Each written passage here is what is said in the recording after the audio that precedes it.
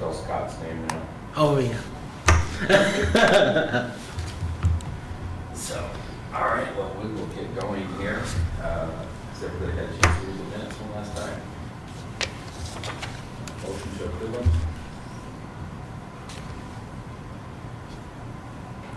Oh, motion to approve? Yes. Second. Second. All in favor? Aye. I think we're good to go with Mike. Let's go. Okay. Okay, so a couple of things to go over tonight. For housekeeping, update on community events, and then the information on the flash drive. Action items is that micro business assistance program.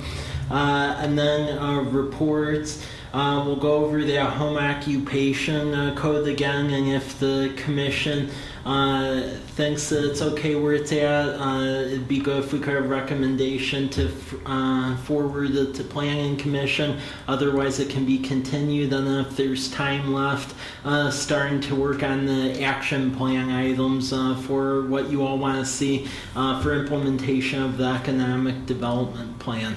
Oh, and Doug, just let you know, I run the PowerPoint up here on the big screen, too. Perfect, thanks. Yep. Okay, so housekeeping as far as recap of the Freedom Festival. That was pretty popular yesterday. According to police, our estimated attendance for the whole event was around 2,000 people from 6 to 10 p.m. last night. We had quite a few vendors from the farmers market and people who also weren't vending at farmers market, just paid to vend at this event. As far as the food that was available, Black Cup, Rogers, Maple Counter, the Crepe Cafe, and then the Red Hot Pot Coffee was there. And then we have a fireworks show. As far as comments from city staff, there's a significant need for food trucks. As far as how to get them here is a whole nother thing, because we've tried to, and it seems like in their minds there's a connotation about bigger events over on this side of Myra Road. Also an event to maybe hold people there between giving food and then the fireworks. Mm-hmm. And then moving the portable restrooms closer into where the vendors were at, because where the portable restrooms ended up being at, it seemed like people had a problem finding it. Were there any other thoughts from people who attended it last night? I had people suggest to me that we have activities for the kids, like a bouncy house, some kind of like our block event that we did. Something to occupy them in between, and just like what you're saying here, but in between the 6 o'clock time and the time that we began the fireworks. Okay.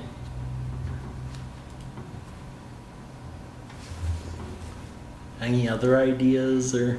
I wasn't there. I was at my granddaughter's birthday party. Oh. Well, I have an ongoing, like you already mentioned, the food trucks, and the other comment, that people were really liking the music, and the sound was actually pretty good. Yeah. But they would really like to have seen a live band. Yeah. Yes. Yeah. You know, Mike, if you can't get food trucks, sometimes some of the service organizations cook, and, kind of like at the fair, there's different folks that, but they could set up a tent and grill and stuff.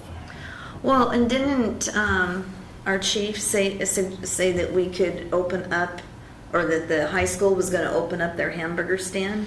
Next year. Next year, Yeah. so that will help. Yeah. We've just got to get the word out that will be there, because I know there was a lot of disappointed people. Yeah. That all they had was sweets. Yeah. Pretty much, Yeah. Okay. Any other thoughts or anything? I mean, a big thing from city staff is if you know anyone who's affiliated with the food trucks at all, if you could bend their ear, because we've tried to with food truck night, and it just seems to be a perception issue about bigger events over here in College Place. Perception that they're not worthwhile? Or? Yeah. Yep. Mm-hmm. Oh, they could have made a killing last night. I mean, we sold out, and we could have sold way more, and that was just sweet stuff. But if somebody had a, tacos, you name it, Right. they could have I done think so. once you've got a little bit of a track record, it's easier too to say, you know, we had 2,000 hungry people here Yeah. last year. Yeah. Well, once we get happy when they're really going there and that restaurant open, I'm sure they'll participate. Yep. Yeah, I was thinking the same thing. Okay. Any other thoughts or? You didn't have to bring, you're not quite set up to show, you said you took a little movie from up on the roof. Pictures. So see the picture up there? Because Tim Payne let me up on the roof of the gym. Oh, he did? Yeah, that was interesting trying to get up there. I would like to have I don't watched wanna Yeah, hear Doug, that. you don't want to hear that. I don't want to hear that. That never happened, Michael. Yeah. That's actually from a drone. Yeah, There you go. yeah, it was a drone. Or maybe a ghost took that picture up there, I don't know. Good images though, so as you Yeah. can see there's a lot of people though. And then as it got later into the event, we actually ran out of the park and Oh, really? yeah, Troy was having to direct people to park on both sides of College Avenue, and then over by the house that was knocked down that the rural library district owns. Wow. Yeah. So yeah, overall a lot of people, and then we had a couple of folks trying to park on the shoulder of 125, which my. caused some problems. And then there were people jumping the fence behind Walmart to try to get over, which was a bad idea because that was right by where the mortars were going off. So.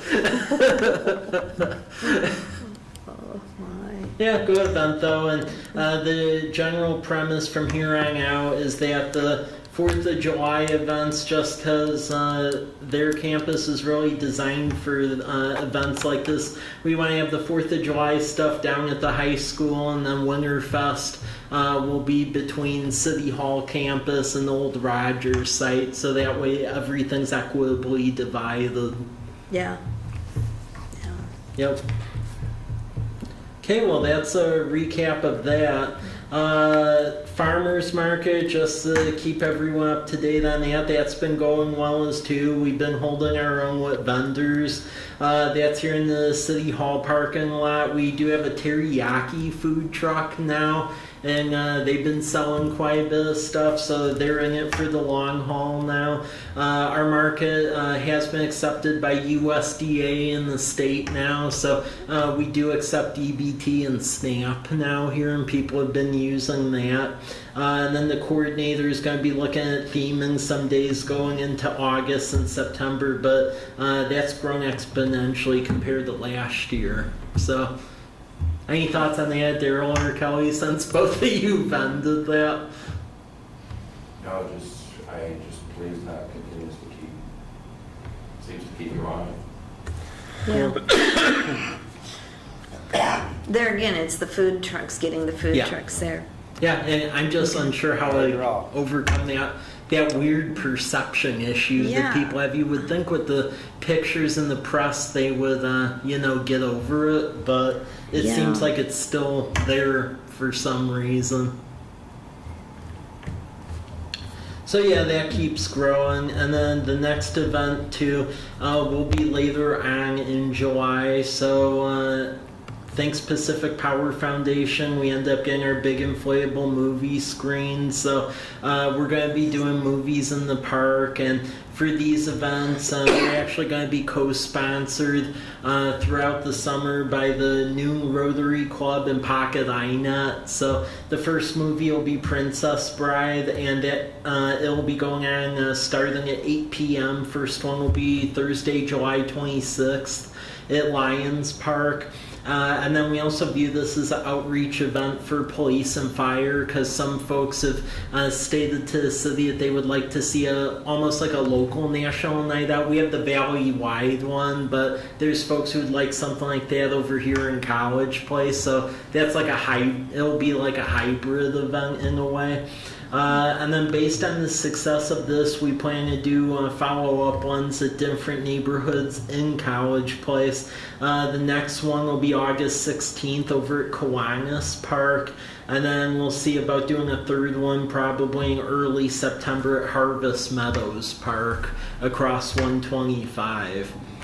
And then we'll add more stuff depending upon the success of it. We'll see about what to do next on that. So any more thoughts on that?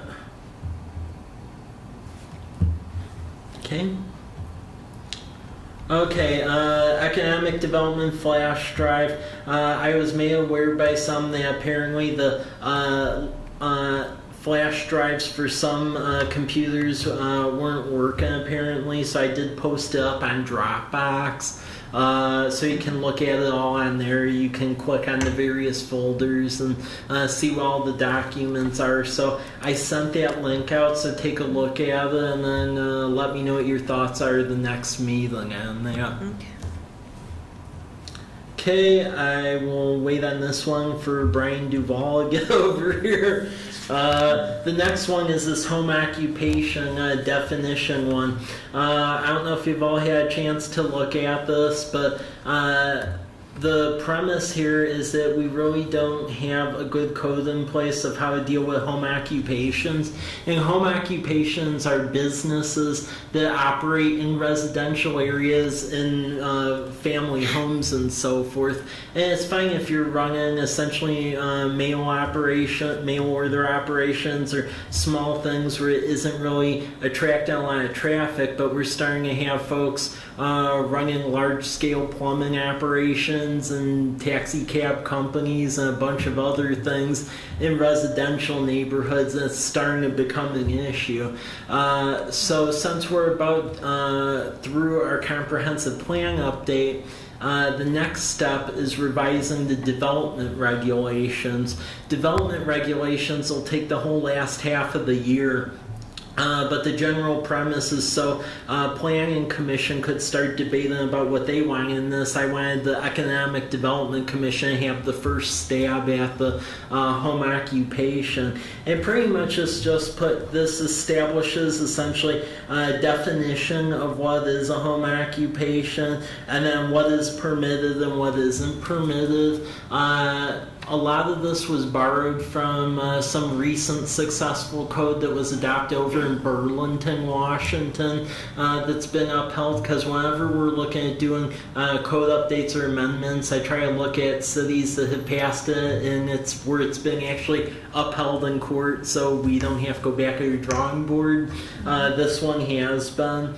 So basically just with your home occupation, if you're an artist, dressmaker, tutoring, home craft, office facility, all that stuff is good. But if you're running stuff that's high traffic, like machine and sheet metal shops, things like that, mortuaries, parking and storage of heavy equipment, that is appropriate. And then there's basically a type 1 and a type 2 process in here. Type 1 is if you aren't really causing a lot of traffic or so forth. It's very, very limited use to the outside world. It would be a one-time license fee and that's it. Stuff where it's on the borderline where neighbors and people may notice it would be a type 2, and that would basically be once a year a conference just with the city and a renewal of the permit. So that's the general premise of this thing. So yeah, if you have any questions on this, let me know. This can be delayed to the next meeting if you would all like, or if you feel that it's good, it could be recommended on a planning commission. Just so you all know, the pathway forward on this, once Economic Development Commission gives a proposal where they're at, is it would go to planning commission for debate, and they can revise it even further, then they give a recommendation, and then it goes to city council, and it'll probably be lumped in with a bunch of development updates on a wide range of stuff, which will be presented to this body later on, because there's some other items we're going to be dealing with. I don't know where the rest of the members are, but I was pretty comfortable with what I saw. Yeah, I read Mike, it looks really good. I will certainly, I'm completely in favor of just starting to move forward with it. Yeah, I mean, my recommendation would be if this body feels comfortable to recommend it, so that way we give planning commission enough time to look at it. Do you need a motion or? That would be good. I have one question. Yeah. I didn't see, and I probably just skirted over it, if there's current businesses being run in like a residential area, how are they affected after this goes into effect? Well, we would basically be sending out notices, and then it would go through the type 1, type 2 process. That's a problem right now, which is why we need this right now. If they're nice enough to register with the state, we know who they are. If they aren't, which I've been made aware of several, then I have no idea, and it's like a cat and mouse game. Okay. And it is an issue in some of the neighborhoods, and people can't even hardly get to the driveways or park. Yeah. Well, and I took a picture off the slideshow, but there's one in particular where they have a whole grouping of plumbing trucks that's becoming an even bigger issue. So I'd recommend a recommendation, but that's up to this body. Well, I'd move to recommend moving the current draft of the home occupation, is it a ordinance? Yeah. To the planning commission. Second? All in favor? Aye. Thank you. Okay, well with that, we'll go backward to the micro business assistance program now. Brian Duvall's here. So if you could present on this and sit here, that way the audio catches you and I can move the slides. Okay, do I need to push a button? Doesn't sound like it. No, well, it probably won't work, so I'll just tell you when I'll Okay. do it, and I will. All right, yeah, go ahead and take a look at the first slide. All right, first of all, thanks for letting me come and fill in for Steve. With the Micro Business Assistance Program, the city of Walla Walla is what's called an entitlement community, and so they automatically get community development block grant funds. And so they have $80,000 that they needed to apply to a program to serve the underserved. Mostly it'd be folks who are considered low income and minorities, a variety of different circumstances, but the underserved. And so back in January at the Chamber's quarterly luncheon, we had a panel of bankers and lenders, and on that panel was a representative from Mercy Corps Northwest. It is an international organization that was actually founded in Washington, but their current offices are based in Portland.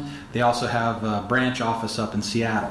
And what they do is provide grants to small businesses as one of the programs of service that they offer.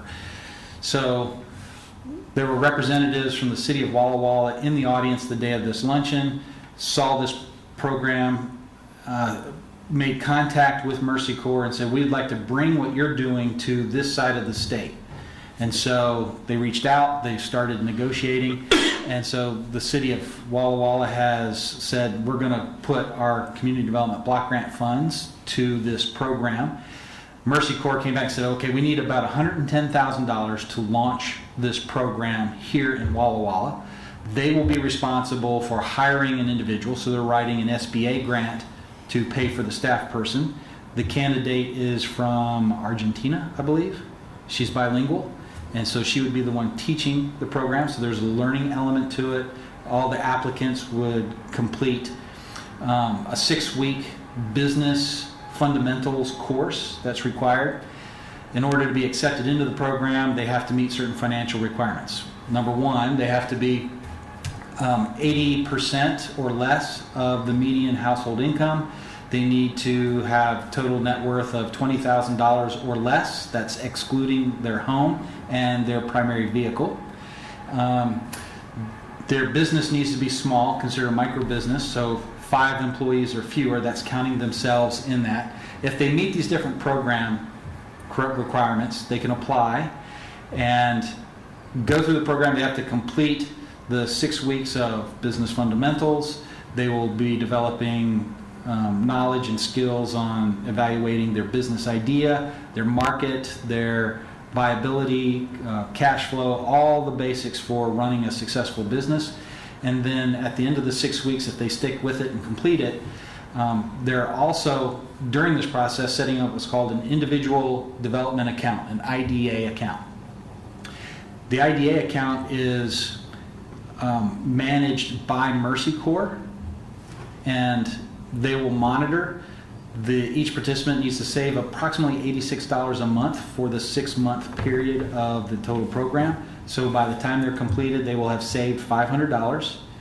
And this is where the grant money comes in.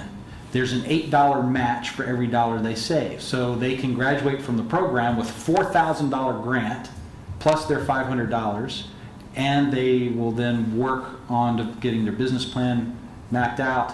And if they have credit issues, they can apply for a small credit development loan that they would pay back over the following 12 months to become more credit worthy. So it's quite a comprehensive program. The idea is to help these entrepreneurs launch or expand their business. The ideal situation is that we will raise the full $110,000 that Mercy Corps says we need, $80,000 currently coming from the city of Walla Walla's grant.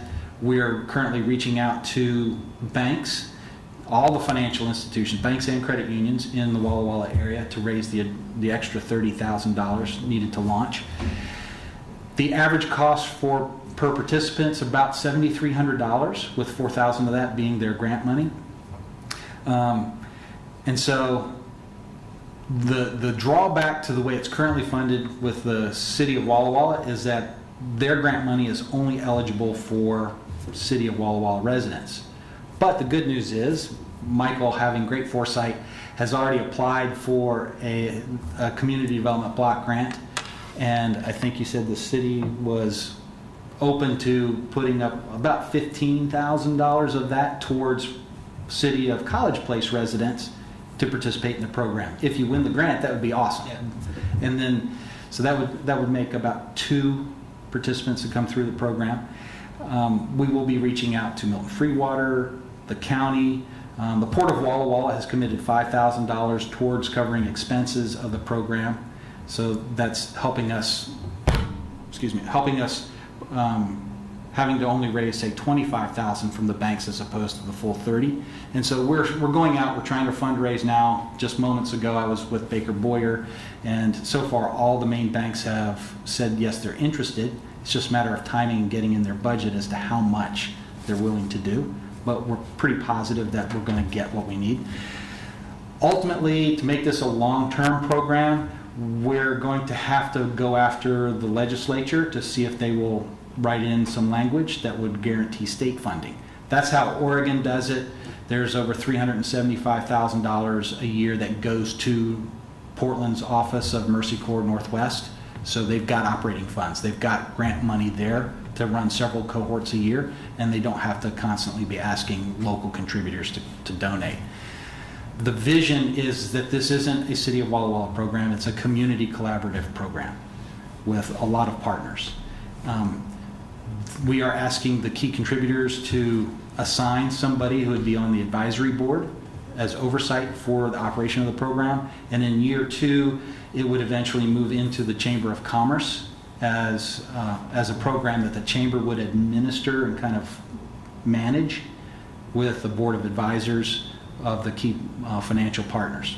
And hopefully we'll be lobbying, we will be lobbying our elected officials starting this fall to see about introducing language into the state so we can get this included in the budget for long-term sustainability of the program. So how do county residents become eligible? Well, if we can raise more than the $30,000 needed for, so if we've got banks who can come up with more than the $30,000 needed for the basic program, then that money can be used to bring in folks from outside City of Walla Walla and College Place.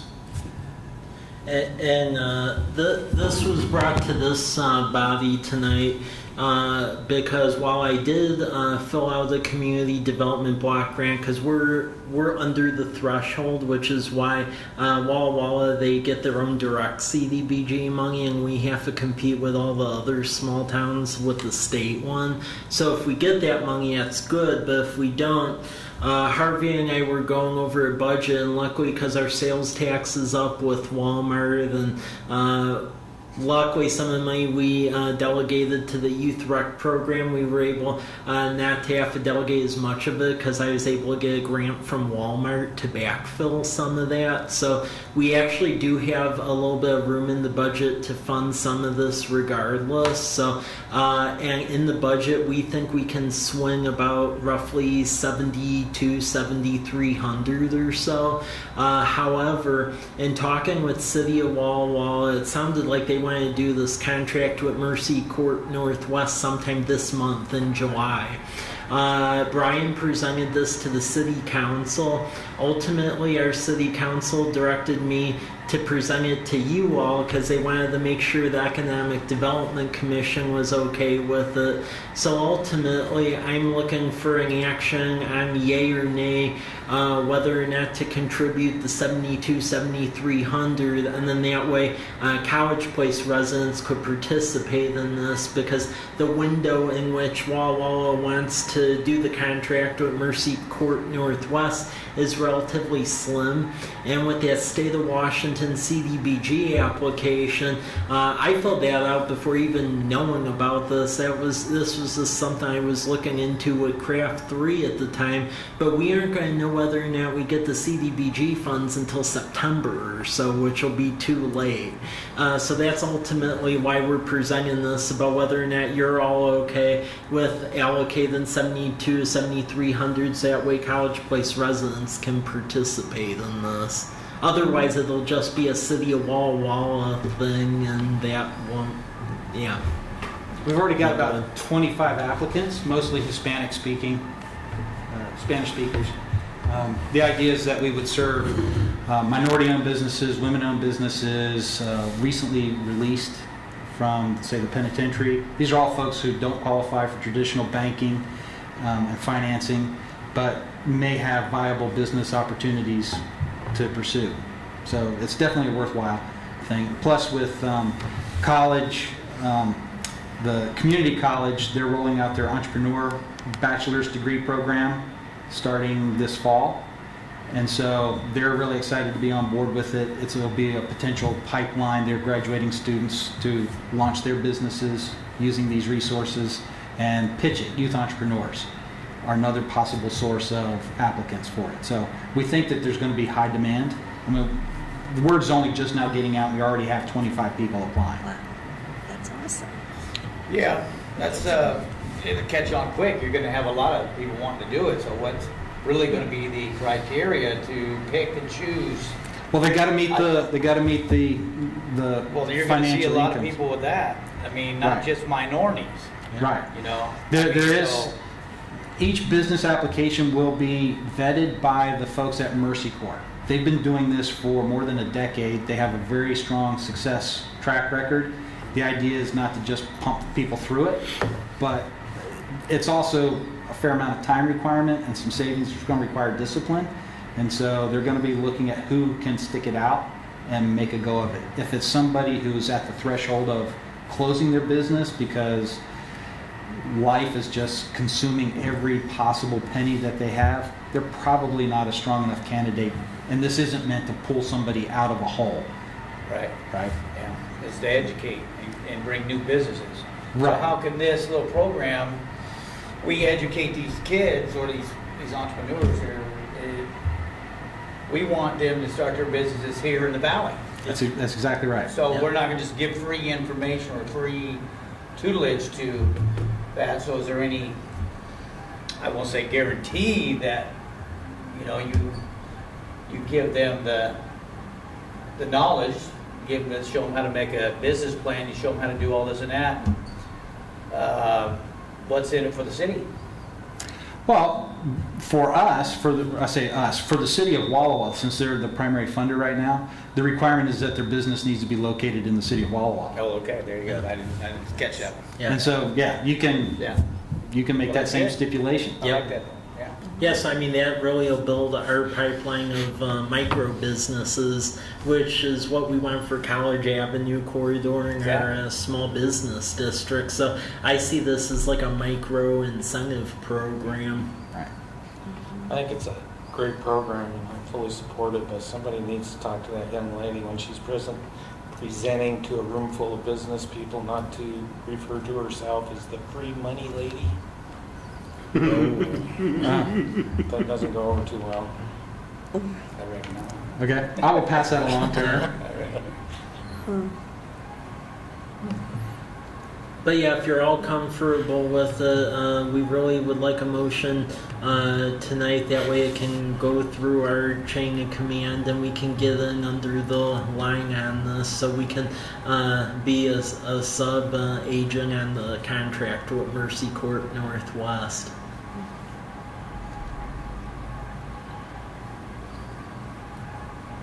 Would Bill make that motion? I made the last one. I'd move to move forward with the program and have the city council consider funding it. Okay. Second? Aye. Aye. Thank you. If you have any other questions, feel free to reach out to me anytime. Appreciate it. Yeah, I know I will. Thanks, Vern. It's an exciting program. Thank you. Yep. Appreciate it. Thank you. Thank you, Brian. Okay. And then for the Economic Development Action Plan, since we actually got through home occupation, a lot of the other stuff that I thought was going to take time, let's wait on the action plan until next meeting. That way we could actually allocate the whole time to it. And I want to give time for Doug to read the economic development chapter so we can work through it as a group. So let's do that the next meeting. So with that, that's pretty much what I had for today. The next meeting will actually be on my birthday, August 6th, and most of that meeting will actually go over the action plan, which will be implementation on the economic development plan that was recommended for adoption a couple months ago. So please read through that so that way we can prioritize steps the next meeting, because I would like to develop a list for everything the next meeting, and then we'll go over updates on community events, because Halloween will be coming up and we plan on doing trick-or-treating again, and then also a fall block party. I'm working with the social vice president for Walla University. There's another person now doing that because Tim graduated. And then development code update. While home occupation code was the first one, there's several others that we're going to be looking at, such as looking at potentially adding sections for accessory dwelling units and food cart pods and things like that. So we'll be delving into that in future meetings. So that's all I have. So thank you. All right. Move to adjourn. Yeah. Second? Yeah, I got those memorized. Right along with my school board ones.